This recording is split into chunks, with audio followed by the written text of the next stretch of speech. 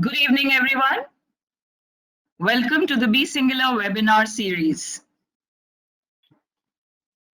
Be Singular is a unique learning platform that empowers the next generation to create a real and responsible impact in the world by working with technologies of the future.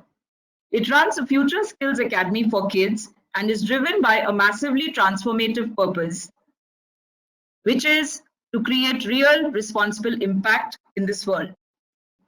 The Be Singular webinar series is hosting Be Singular Social and Academy. Be Singular runs a Exponential Leaders Club, which creates a community for students who are big dreamers, have a forward-looking approach, possess the belief of solving global great challenges, and helps make a positive impact. Be Singular online courses are available in programming, game design, embedded systems, and these courses and experiments will hone creativity of students, support them by building new skill sets, develop awesome projects, and have fun with friends remotely. Be Singular Social is a non-profit entity launched by Be Singular in collaboration with the Banyan, a leading child daycare center chain. The objective of Be Singular Social is to invest our resources to help foster exceptional educational experiences and learnings for the families. Our speaker for the day is Priyamvada. Priyamvada is a graduate of the University of Pennsylvania. She holds a bachelor's in psychology and history of art and a master's in applied positive psychology. A positive psychology expert practitioner, she has worked with college students, physicians, and corporate managers to build personal and workplace well-being. She is currently working as a behavioral specialist at Harappa Education, an EdTech startup. Her topic for today is extremely interesting. Uncertain times put us on the defensive, but we need to practice gratitude and strength, build resilience, and overcome challenges. Let's turn our focus to looking at the glass half full, embracing change, and taking change so we can thrive even now. Over to Priyamvada for her session. Hello, everyone. Welcome to today's webinar. So I want to start by talking a little bit about my own journey during this lockdown and the last few weeks that have really been the start of India's dealing with and coping with the global pandemic of COVID. So when the lockdown was first announced, to be honest, I don't think it really sunk in the sense I don't think I really processed that it was going to be a long battle or long and short, we don't actually know. I don't think it really sunk in that we don't really have much control over this current situation. But I think as the days passed and as this information did start sinking in, I did start getting frustrated, not knowing when we'd be able to step out next, not knowing when things would resume to normal. Initially, I think, like most of you may have felt, we thought it would be a short period of being indoors, of changing our routines into this new landscape or this new form of living almost.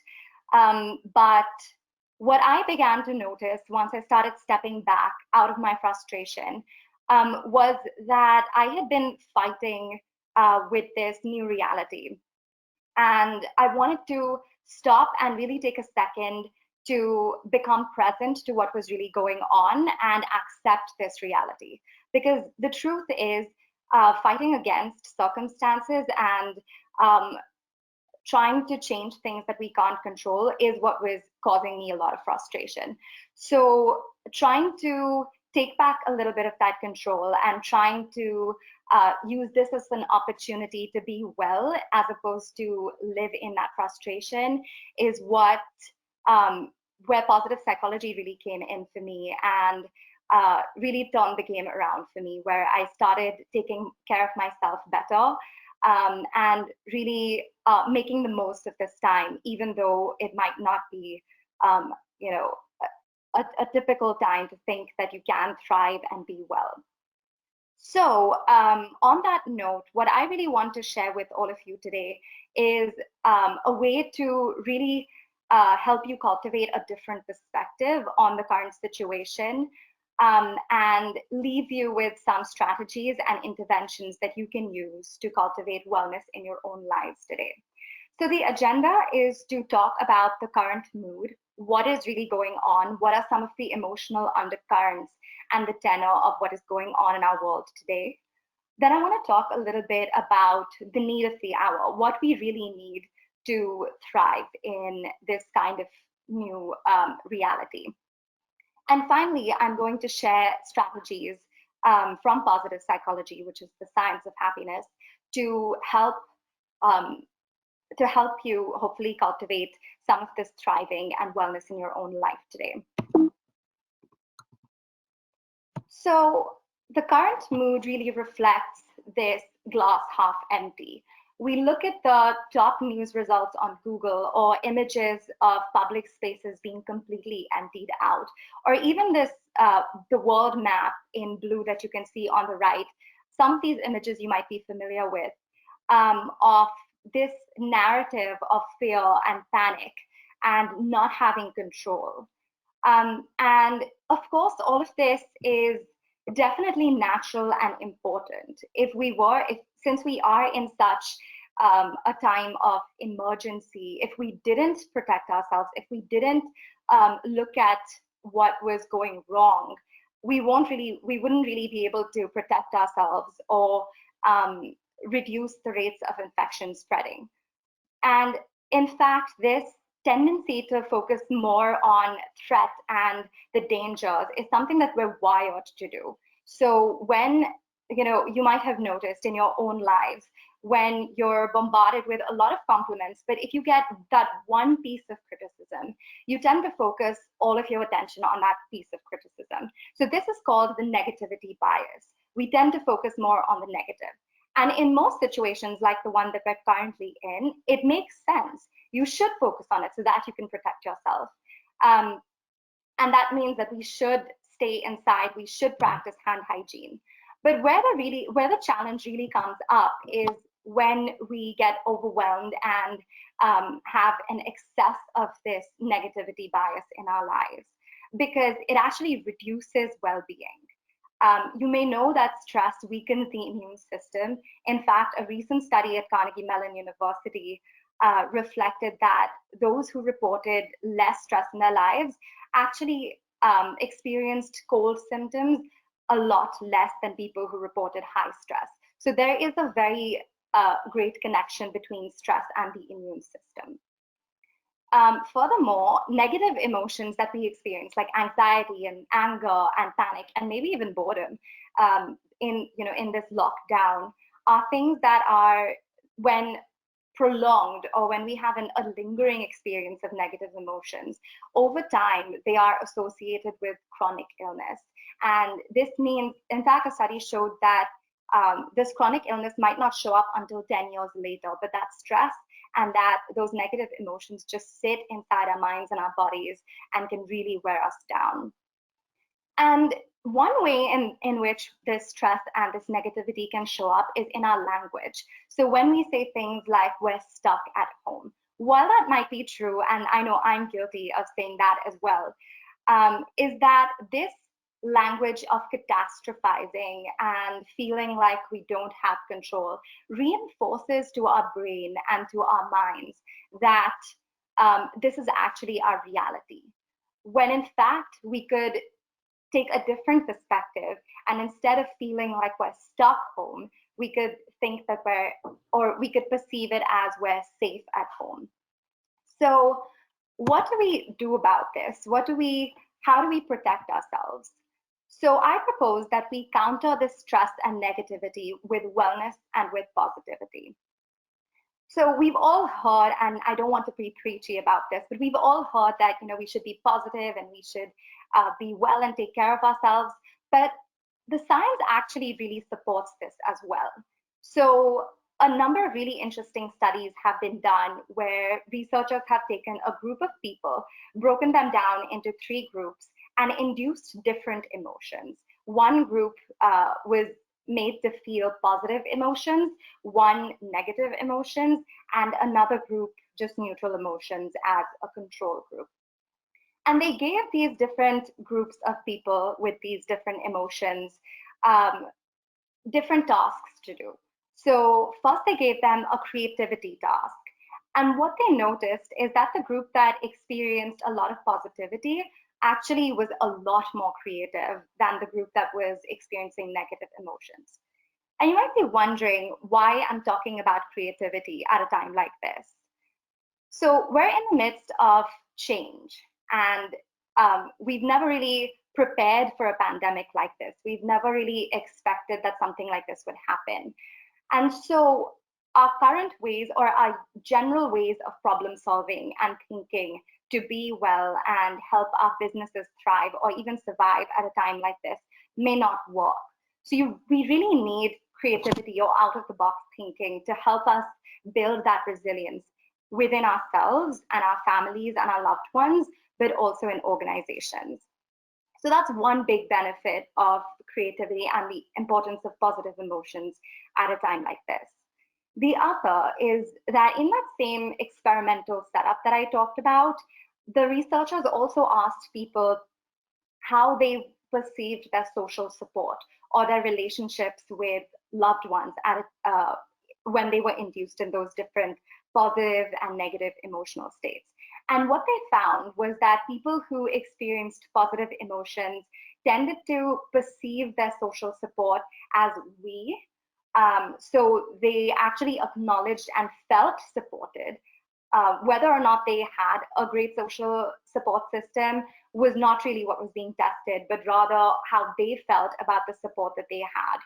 While the negative emotions group felt like they didn't have that support system. Now, what's really interesting in the wellness literature or in the science is that when you perceive that you have a lot of social support is when you actually experience long-term well-being. One of the reasons might be that when you feel like you have someone to go to for help, you actually tend to reach out. Whereas if you feel like you don't have that support system, you may not even reach out, and therefore you reduce your ability to overcome challenges, your resilience goes down, and it builds more stress in the body. And so all of these things and the creativity and perceived support are some reasons why positive emotion is so critical to cultivate at a time like this. So let's start with a glass half full, by looking at the situation in a different way. We have so much time on our hands, maybe from not having to commute to work every day. Maybe work has reduced because things have just slowed down in the economy. And so we just have more time on our hands to spend with loved ones, or even to spend with ourselves or cultivate well-being and skills and interests that we have. So I want to turn it over to all of you in the audience and ask you, what is one thing that you're grateful for at a time like this? So you can use the chat box in the right-hand side panel.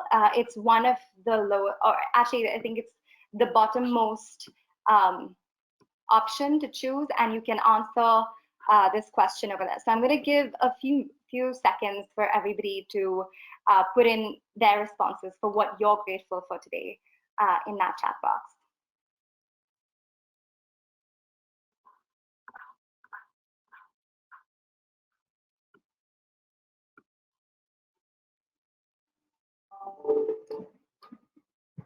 We already have some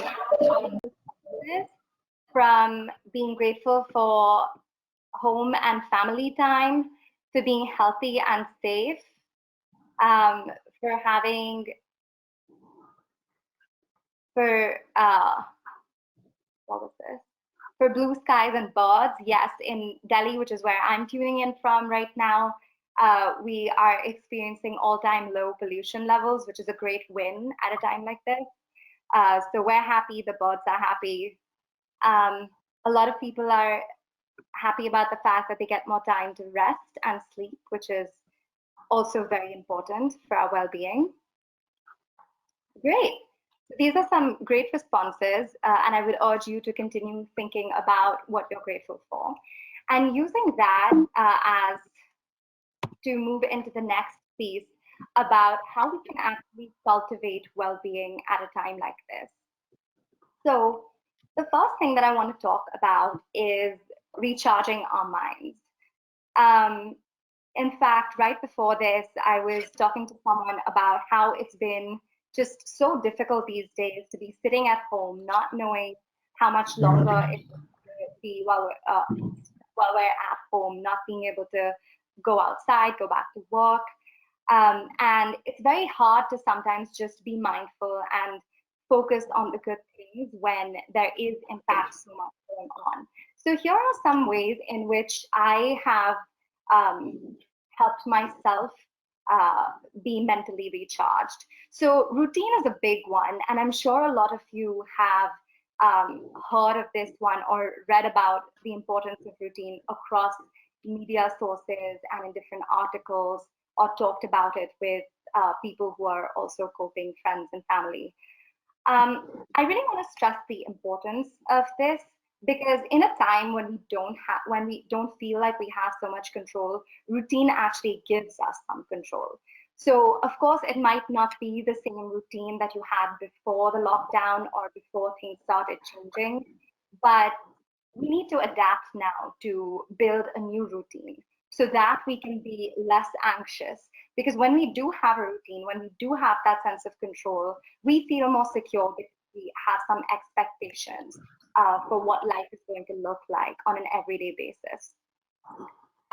So in my life, actually, when the lockdown first began, I was still struggling to figure out how I was going to transition into working from home, because that is what my company ended up doing. And this was a couple of weeks actually before the lockdown was announced. And my sister and I would actually sit in the same room and just work all day for the first few days. And what I started noticing is that both of us would get really frustrated with each other, and it would really hamper our productivity and our overall well-being. So I started reflecting on what I needed and what maybe she needed during this time, and I just found a different space in the house to make it turn into my workspace. And that really increased my productivity and my overall sense of satisfaction with my everyday. So, I really urge you to not just jump into creating a routine, but really reflect on what it is that you need as an individual to be well and have control in your life today, and build a routine around those things. Whether it's bringing in some of those rituals that you had, maybe when you go to work, you would eat lunch and with your colleagues in the cafeteria. So maybe now you can have lunch virtually with your colleague, right? Or what I started doing is taking little movement breaks. So every hour or so, I just walk around the house or stretch a little bit to just not have to sit in one place for so long. So these little rituals and routines are things that are keeping me feeling in control and less anxious at a time like this. And one thing that you might want to try is to start your day by choosing 3 tasks that you can complete for that day to create some kind of structure. Next, I want to talk about meditation. So I've been meditating now for a couple of years, definitely not as regularly as I should. But during these times when I do have more time in my hands than usual, I am making some time for mindfulness and meditation in my daily routine. And any of you who've meditated before, obviously, I don't need to tell you, you know the benefits, the peace and the focus that it brings into your everyday life. It's really, really great. And the way in which it helps you be more peaceful is by helping you cultivate what we in psychology call emotional regulation, or more control and being able to manage your emotions better. So a lot of us may be feeling anxious or even angry, having to be at home of various reasons in our lives. And what mindfulness and meditation training really does is that it creates space between the stimulus or the emotion that you feel and the way that you choose to react to it, so that you can actually choose your reaction, as opposed to spontaneously you feel angry and instantly you snap at somebody, or you just maybe ruin a really happy moment that the family might be having, as an example. So meditation is great. It'll help you, again, in a way, bring some of that control back into your own hands. For people who want to start meditating and have not meditated ever before, you might want to start out with a 5 to 15 minutes daily practice, whatever you feel comfortable with. And when I first started meditating, Headspace and Simple Habits were great apps that I used, because they have some great short and guided meditations by experts. So those are great to help you get started in a meditation routine or practice if you're interested. Next, I want to talk about cultivating joy. Again, it goes back to the importance of positive emotions. How can we use this time to cultivate more joy, not just joy, but maybe humor, serenity, and some of those more uplifting emotions? Because the research really shows that these positive emotions build that psychological resilience that I was earlier talking about. It buffers you against stress. So maybe you want to pick up one joyful activity that you enjoy and add it to your routine. For me, I really love music and I really like singing and playing the piano. So one thing that I've added to my routine and made my family do the same is that almost every day after dinner we sit at the piano and we all sing together as a family, and it's really great. It really, I feel like it really takes the edge off and reduces my stress. So outside of the science telling us, this is something, a lot of these are things that you can actually experience if you do choose to do any of these interventions. So whether it's a book that you've been wanting to read for quite a while, or you just enjoy cooking, or just spending more time with your family or kids at home, this is a great opportunity for you to cultivate some of these positive emotions by yourself or with other people. Next, I want to talk about the importance of the body. And now that we're all sitting at home and not able to really go outside as much, we may not be getting in the kind of physical activity that our bodies require to fight disease and to be healthy from a psychological and physiological perspective. So exercise, of course, everybody knows the health benefits of exercise. But what you might not know is that it's actually great to uplift your mood. And in fact, Hippocrates, an ancient philosopher who you may have heard of, who helped write the Hippocratic Oath for the medical profession, actually had this really interesting saying that if you're feeling sad, go for a walk, and if you're still feeling sad, go for another walk. And what he really touched upon over there is this connection between the mind and the body. When we exercise, our body actually releases this chemical called endorphins, which uplifts our mood and makes us feel happier and more energetic, so we can take on the rest of our day. It builds immunity, and of course, especially at a time like this, immunity is something that we don't want to compromise on. So using this time to exercise, and not just for the sake of your physical health, but also for your psychological health, is important. The American Heart Association guidelines is that you exercise 30 minutes a day, 5 times a week, and it needs to be of moderate intensity. What that means is that just going for a little leisurely stroll is not really counted. What we're talking about is some form of movement that brings up your heart rate and makes you sweat a little bit. So whether you like yoga or whether you enjoy group exercise classes. Some of those group exercise classes are now virtual, so you still have those available to check out. So I'm sure a lot of you have probably heard of Cult Fit and are probably customers as well. So they are offering great virtual classes. So definitely check those out if you haven't already. Next is the importance of spending time in nature. And I think this one gets missed out quite a lot when we talk about wellness. Not being able to spend time outdoors right now may seriously be reducing our immunity and physical health, not just because we might not be moving around, but because we may not be spending enough time in daylight or in greenery. And science actually shows that spending time in the sun, in daylight, even for 20 minutes, can really, so what actually spending time in sunlight does is that it makes your body secrete this hormone called serotonin, which is a happiness hormone. So it uplifts your mood.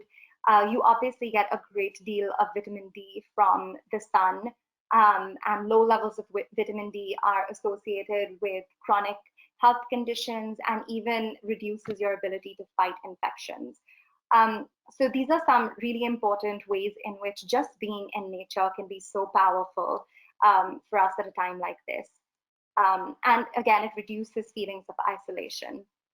So I understand that a lot of us may not be able to go outside because we're locked in. If that's the case, and if you don't have a garden or a little driveway where you can walk around outside, maybe you have a window in your house that allows a lot of natural light in. So maybe you want to move your study desk or your work desk up against that window to do your work for the day, or just spend some more time in those natural sources of light. And finally, I want to talk a little bit about things that go beyond the mind and the body. So the first is gratitude.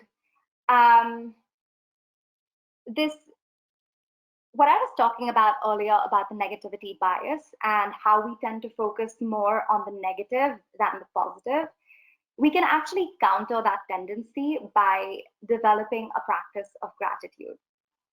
So when we focus on and gratitude is exactly that, right? It's about focusing on what's going well, what's good about your everyday life. And research actually shows that in the long term, it increases satisfaction with life. And that makes complete sense, right? Because when you train yourself, it's like a muscle. You have to exercise that muscle. You have to train your mind regularly with a regular practice to help it balance out that tendency to focus on the negative with a tendency to equally focus on the positive, if not more. So one way of doing this is to do a very simple exercise, which everybody in positive psychology, in the positive psychology world absolutely loves, and you may have even heard of it, called the 3 good things, which is also called counting your blessings. And it's something that I've been doing for the last year, and I find that it's really helped me, at least when I think of things in a more negative way, to actually balance that and be like, but what is actually going well, to create a more balanced perspective in my life. So I basically end my day sharing 3 good things that went, or 3 things that went well in that day with a friend of mine. And by doing so, we also hold each other accountable. So you might not want to write it down, but you can make it a more social activity of creating a buddy system, maybe someone who you practice gratitude with. And you can also put a twist on this intervention or this strategy by sharing your gratitude for somebody with them. So if I haven't paid my gratitude to my sister for being there for me during these times, and if I go tell her, science actually shows that increases relationship satisfaction. So that's a great other way, or a great other benefit of gratitude, and why I really recommend it during these times. And my last intervention that I want to share with you today is to help others. And a lot of the interventions that I've spoken about so far have been more focused on ourselves and on us as individuals. But science actually says that when we help others, it actually increases our long-term happiness and even our health. People who spend more on others tend to be happier, and people who volunteer more in different capacities with nonprofits and things like that actually tend to be healthier, because we are wired to activate our brain's reward system every time we are kind to somebody or help somebody.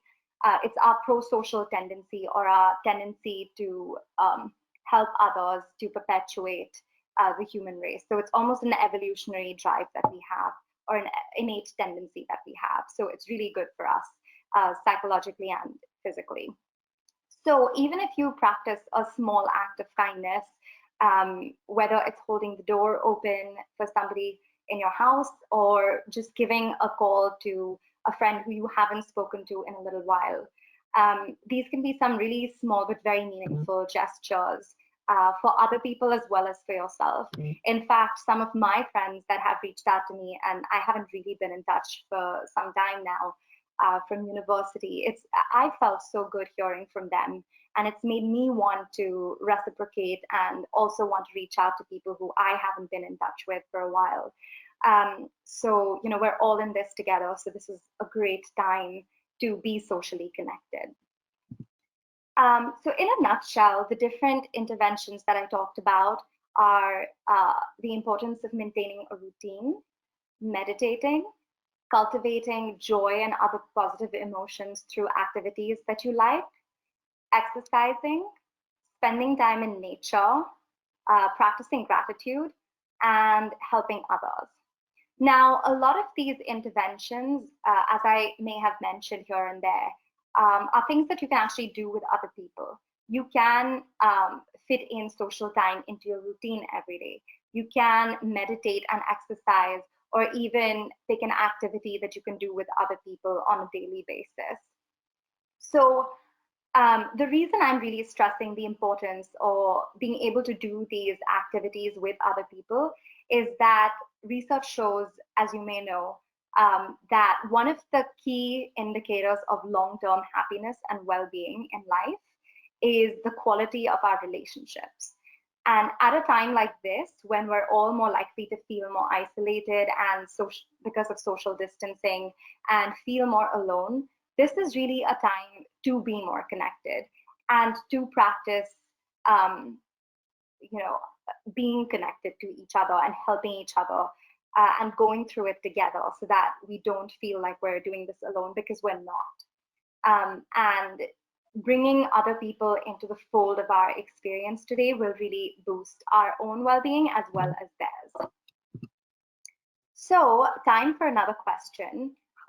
So these have been some of my best practices during this time. My next question is to ask you, what are some of your best practices to tackle the challenges of living in lockdown or of this new reality? How are some ways in which you're coping, and what have you found to be helpful? So again, if you could use the chat box to send in your thoughts, that would be really helpful. I would love to share with some of the other people joining us today, so we can all kind of learn from each other.